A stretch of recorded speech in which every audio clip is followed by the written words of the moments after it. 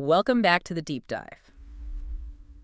Okay, so today we're jumping straight into a really fascinating creature. Its life story is almost like, well, like biological identity theft. That's a good way to put it. We're talking about the Tropheus Duboisi cichlid, right? Exactly. You have a fish that goes through such a radical transformation. I mean, it honestly looks like it switches species partway through its life. It's pretty wild. It really is.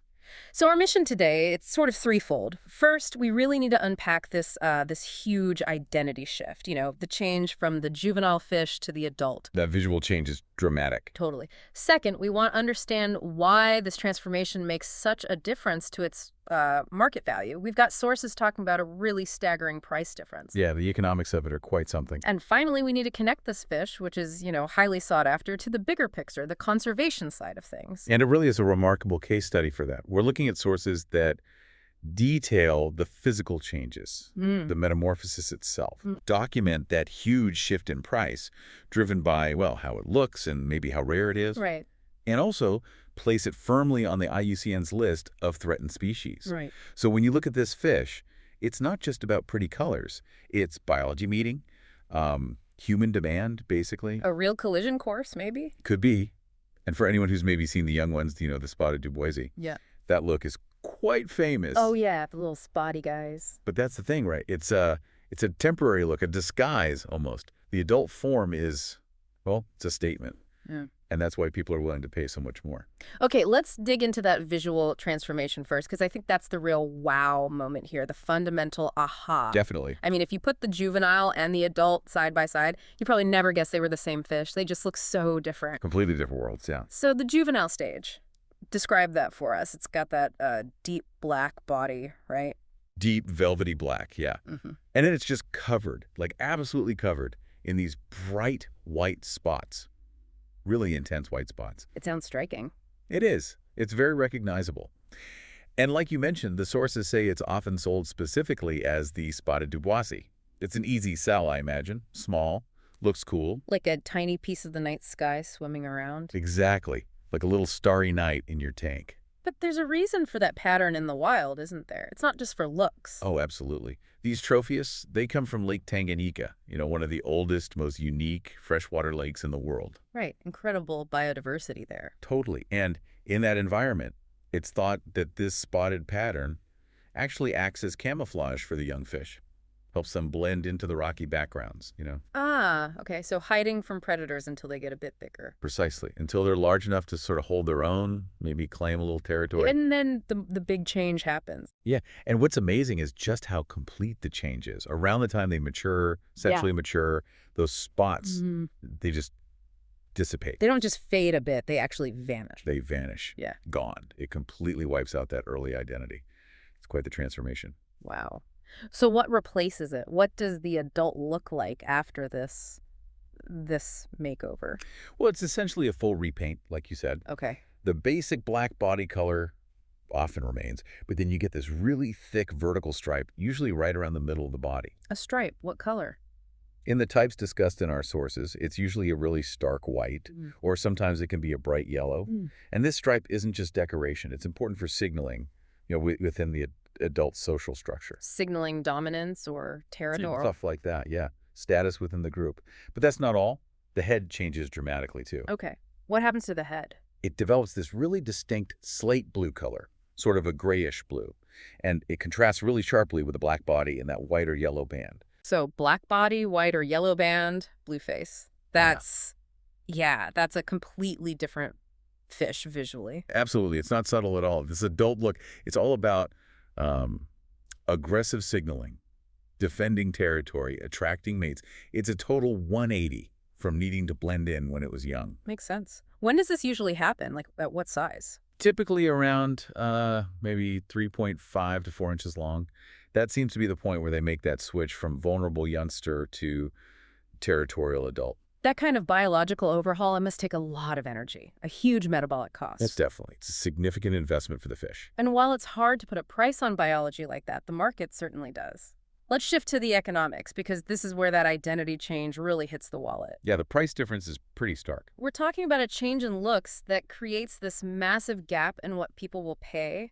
Our sources give actual numbers. The juvenile, the little spotted guy, might cost around MYR 16 per fish. That's Malaysian ringgit, right? Correct. Yeah. MYR 16. Pretty affordable, relatively speaking. Right. But then you get the mature adult, the one that's gone through the change. I got the perfect stripe, the blue face. How much does that one go for? That one can fetch MYR 85. 85. So from 16 to 85 MYR. That's huge. It's more than a 500% increase in value. Sure. So the question becomes why?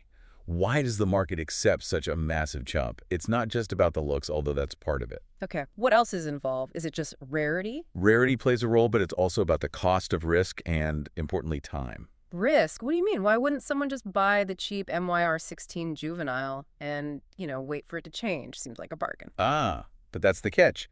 Getting these fish to maturity successfully, it's apparently quite challenging. And it costs resources. How so? Well, first, there's the time. You have to wait months, sometime maybe close to a year, to be sure that the transformation is totally complete and the adult colors are, stable and bright. Okay, so patience is required. What else? Second, these Tropheus cichlids, they're specialized eaters. They're mainly herbivores.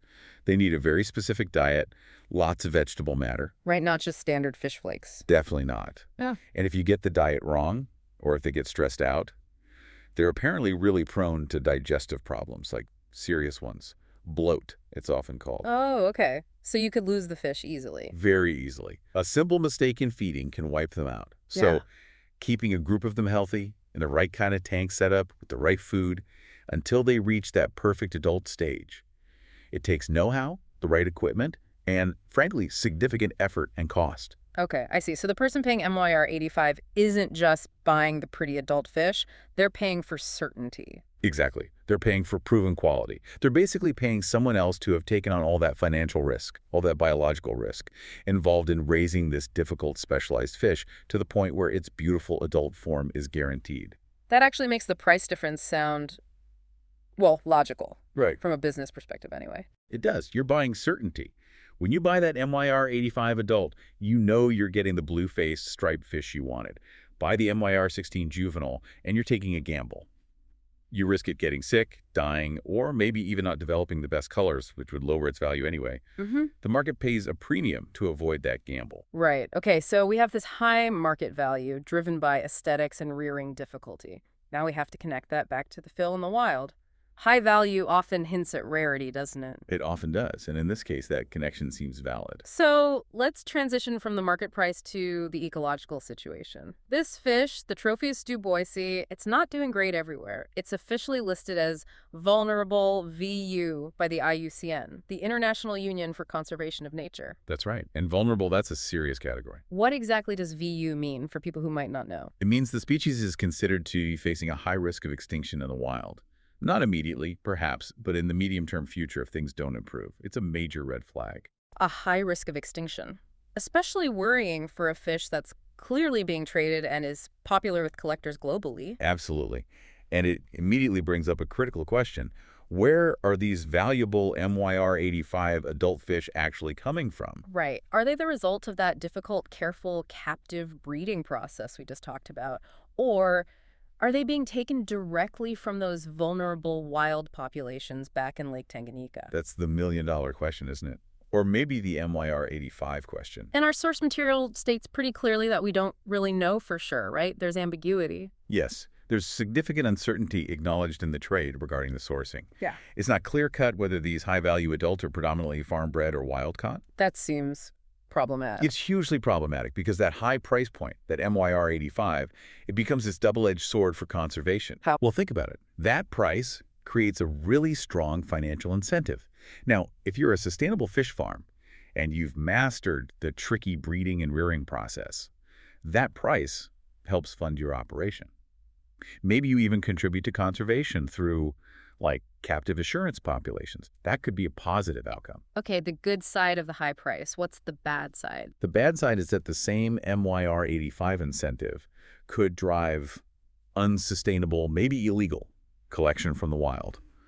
If it's easier or quicker for collectors to just pull adult fish directly from the lake and sell them fast to meet demand, Then the wild population, already listed as vulnerable, gets hit even harder, faster depletion. Exactly. It accelerates the decline. And that uncertainty you mentioned, not knowing if fish in the market are farmed or wild, that must cripple any real conservation planning. It absolutely does. Yeah. Imagine you're the IUCN or local authorities trying to manage the species in Lake Tanganyika. You need solid data. You need to know how much pressure the trade is putting on the wild stocks. But if you can't reliably tell where the fish circulating internationally came from, if you can't distinguish captive bred from wild-caught, then it's impossible to measure that pressure accurately. You don't know the real impact. That sounds like it creates an identity crisis for the conservation plan itself, mirroring the fish's own identity change. That's a really good way to put it. Is the Tropheus Duboisi mainly a profitable, if challenging, pet trade species raised in tanks? Or is it fundamentally a wild animal teetering on the edge?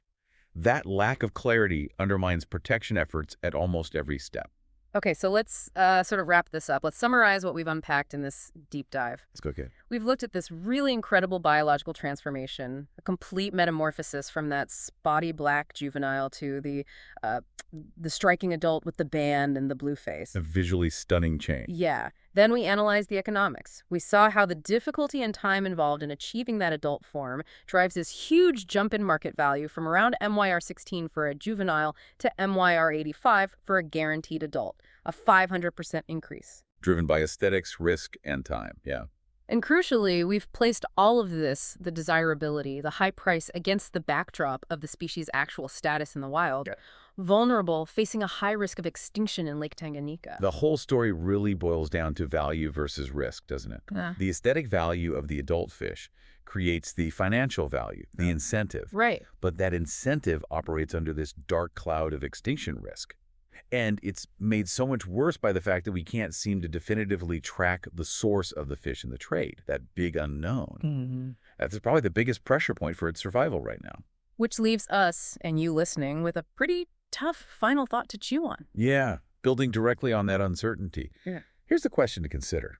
Given how much a mature adult Duboisi is worth, MYR 85, and knowing the species is vulnerable in the wild, how much does that ambiguity, that not knowing for sure if the fish are farm-bred or wild-caught, actually undermine the strategies needed to protect it in Lake Tanganyika? I mean, if effective conservation relies on knowing the impact of collection, does the high value of the fish itself create a situation where getting that essential information becomes almost impossible? Does the trade inherently obscure what we need to know to save the species? A difficult question, something to definitely think about. Thanks for joining us on the Deep Dive.